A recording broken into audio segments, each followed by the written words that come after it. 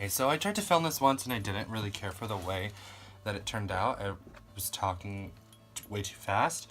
But I have a special guest. This is Bowie. This is my puppy. I've spoken to him off camera before, and I'm sure you've heard, but I've never shown him on camera before. Hi, Bobo. Thank you. I love him. Yeah. I saw how popular the Wonder Woman video was, and I kind of wanted to not like capitalize off of it, but give you guys what you want and what people want to see, which was, it seems to be, origin stories or the best comic books of a certain character. So I'm gonna do that a little bit today. The Lego Batman movie just came out and it's doing so well, and there's a lot of talk about the next live action Batman movie. And yeah, I wanted to kind of get people, while the fire's hot, the best places to start to get to know Batman. I'm not going to cover Batman's childhood, and we all know about his parents. We don't need to see them get shot every movie and every comic book. What I am going to talk about is Batman's first year as Batman. So this is Frank Miller. He did the story for this. He also did Dark Knight Returns, which is everyone's favorite characterization of Batman. I'm going to take a quick side note to say that is fine. If people love that characterization of Batman, go for it. All good. It's not my favorite. I don't know why everyone really likes it. It's okay. If you want to get to know Batman as a character, I would recommend reading Batman Ego. I don't really have that with me. Or there are a couple other comic books that I'm going to go over that really talk about Batman's mentality and his characterization. Anyways, back to the topic at hand. Frank Miller, this story is good. It's not bad. I think Frank Miller is just a little bit overrated. This kind of tells the story of Bruce Wayne coming back to Gotham publicly, taking a seat at the company, the company Wayne Enterprises again, and what he believes his legacy in Gotham should be, which he believes it should be the Batman. So this talks about his first year as the Caped Crusader. With that being said, I prefer Scott Snyder did a 2-part story in the New 52 called Zero Year, which is, it covers some of the same topics. It covers Bruce Wayne deciding to become Batman. This is kind of like a little bit before year 1, I believe. It's been a while since I've read either of them. But this is the hardcover edition. This is, before I get into the story, this has the best art I've seen in comic. Not necessarily, I mean, I do love Greg Capullo. He did the art for this series. The coloring in this is phenomenal, and it's even better in the second part, which is not necessary to read if you just want to learn the origin of Batman. Look at this. I love that coloring. It's just very vibrant, but it's also manages to stay, keep some dark tones too. Like, I love this page. I don't want to give it too many things away, because I obviously want people to experience this for themselves, but like, I just love this. But, so the story behind this is, there's this new criminal menace called the Red Hood, and he's come to Gotham. He's causing a bunch of, like, terror and just, it's more like, I mean, he's obviously causing trouble, but it's random things that no one really can explain. He doesn't really have an MO.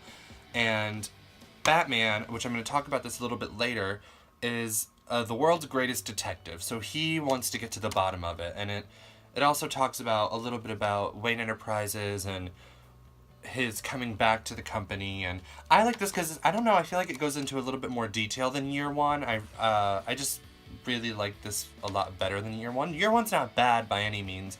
I just prefer this. You can read this as a prequel to year 1. I would read this, then year 1. And then the book that I'm about to show you next. This is the Batman's first encounter with the Joker. Like I said, I would definitely read Zero Year first for reasons that will remain unsaid.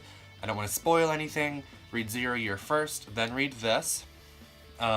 This is, like I said, this new insane criminal called the Joker comes to Gotham, starts causing trouble. I would recommend buying this edition. I don't know if there's another edition, but the reason is because although The Man Who Laughs, which is the name of the collection, The Man Who Laughs is a great story about the Joker. I mean, I don't want to say great. It's good. It's not the best by any means, but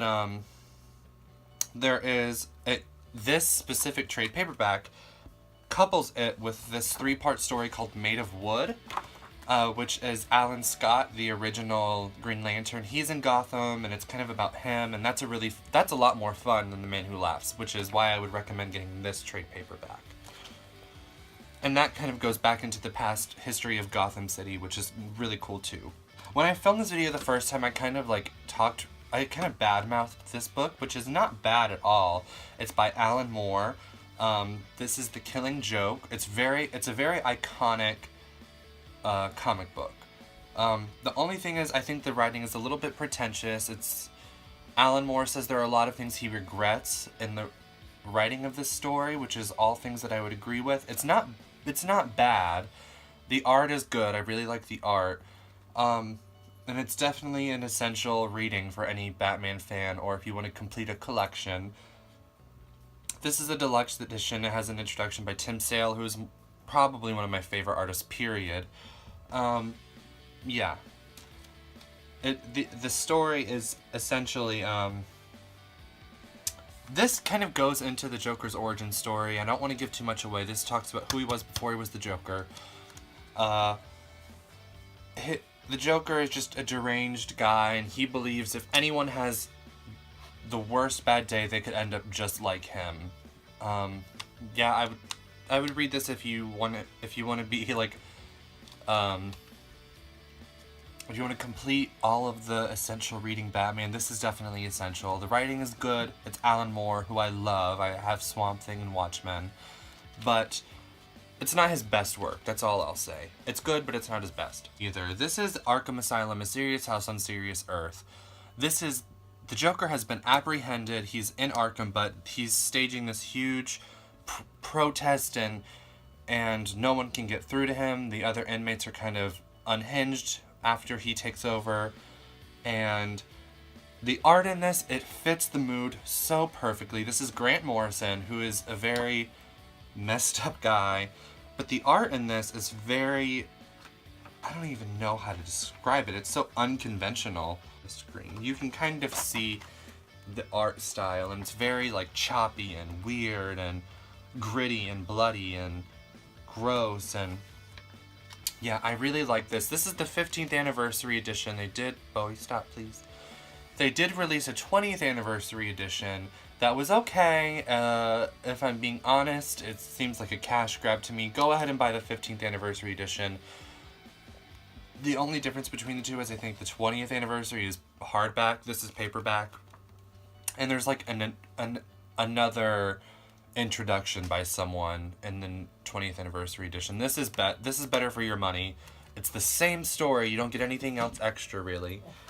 But, yeah, this is a must-have, a must-read. I really enjoy this. Another Grant Morrison book is pretty essential because it's such a huge, long-form story, is Batman and Son, the deluxe edition. This is the newest edition.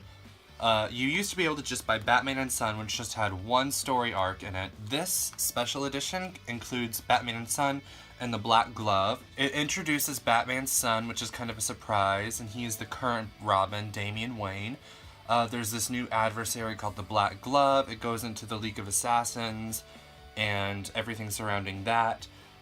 But the real reason to get this is because it kicks off, I think it says it on the cover, the first volume of Grant Morrison's legendary Batman run. So this has a few parts in Batman.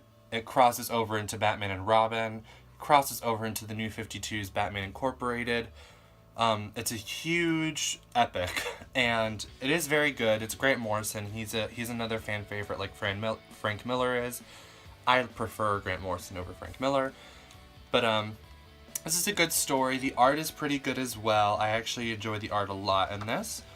Yeah, I like this a lot. I would definitely recommend this for anyone looking to read the essentials. Batman: The Long Halloween. This is part of a Jeff Loeb Tim Sale team up. They've done three other books with Batman, and this, I don't even want to show you any of the panels. Tim Sale is an amazing artist. It is so 90s style, but definitely like unique 90s, not like over exaggerated muscles and TNA and stuff like that. This is very early on in Batman's career. There's a murderer going on, and they're calling him the Holiday Killer. He kills on every holiday. And a reason I really like this is because it gets back to Batman's roots as a detective. A lot of these other stories talk about him as a vigilante, which he is, but I love this because it talks about Batman as a detective, which is something that I think kind of gets lost a lot. He's the world's greatest detective. He was introduced in Detective Comics number 27, and I really like this gets to him getting to the root of a crime, which I really love. The art is fantastic. This also has the origin of the villain Two-Face. So if you are interested in Two-Face from the games, from the animated series, this has his origin. I could read this again anytime. I could pick this up off my shelf and just read it right now. I love this. And Catwoman's costume is fantastic in this. I love this. Like I said before, there's other books that Jeff Loeb and Tim Sale teamed up to do together. If you don't care for that, it's not a huge deal. I'm not going to hold it against you. A lot of people do love this, though. If you like The Long Halloween, go ahead and pick up Dark Victory, which is a direct sequel to that. It's a little bit longer, I believe, but this has the introduction of the first Robin, who is Dick Grayson. This is a direct sequel. There's another series of murders called the Hangman Murders. Batman's trying to get to the bottom of those murders in this book. In between The Long Halloween and Dark Victory, Catwoman goes off to Rome to kind of find out about her past. So there is another standalone story called Catwoman When in Rome that Jeff Loeb and Tim Sale did. You can get that as well. I really enjoy it because I love Catwoman, I love Tim Sale, I love Jeff Loeb. This kind of goes into, like I said, Dick Grayson's origins as the first Robin. And then there is another Jeff Loeb Tim Sale team up called Haunted Night, which that is more, I think it's 4 issues, the Halloween specials of Batman the series, and that kind of, each issue focuses on a villain. I know Scarecrow has an issue, I think Joker has an issue, but that is also collected in a book called Batman Haunted Night. So all of them are very good. I love The Long Halloween, though. This is one of my favorites. I think what I want my schedule to be for these videos is the first video of the week, which is, as of right now, it's Tuesday. I want that to be a comic book related video, and then Friday I want it to be a novel or horror related video. With that being said, I think I might do a book review as my next video. I haven't done a book review yet. I did finish Horror Store and Security. I might do a 2-part review for each book. I don't know. I still haven't filmed it yet. But yeah, I finished those 2 books, and also I'm deciding between which book to start next, Hex or Universal Harvester. If you want to see one before the other, leave a comment and let me know. That's all I have as far as updates right now, and thank you for watching, and yeah, don't forget to like and subscribe and share this video, and have a great day, and have a great Valentine's Day. This should be up on Valentine's Day. Yeah, thanks for watching.